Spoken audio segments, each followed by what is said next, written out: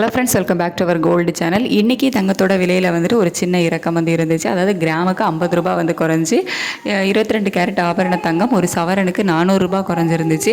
நமக்கு வந்து கண்டினியூவாக 3 நாள் வந்து ட்ராப்பில் தான் இருக்குது. அதாவது வெள்ளிக்கிழமை, சனிக்கிழமை, அதுக்கப்புறம் திங்கக்கிழமை. ஸோ 3 நாளுமே நமக்கு வந்து விலை குறைய தான் செஞ்சுருக்குது.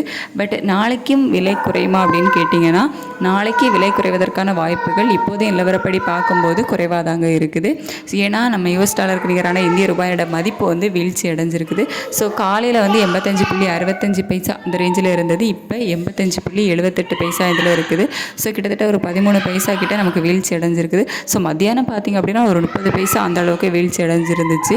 ஸோ இந்த மாதிரியான காரணங்களால் நாளைக்கு தங்கத்தோட விலையில் ஒரு சின்ன ஏற்றம் இருக்கும்.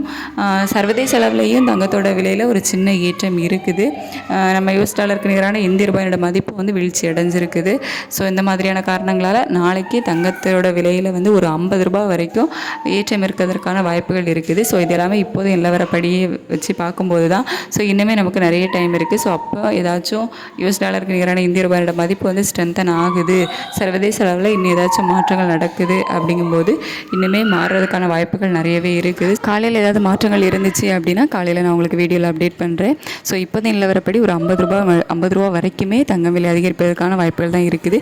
வெள்ளியோட விலையை வச்சு பார்க்கும்போது அதுலேயும் பெரிய அளவிலான மாற்றங்கள் எதுவும் இல்லை. ஸோ இப்போதைய நிலவரப்படி அதே 120 ரூபாயில் இருக்குது.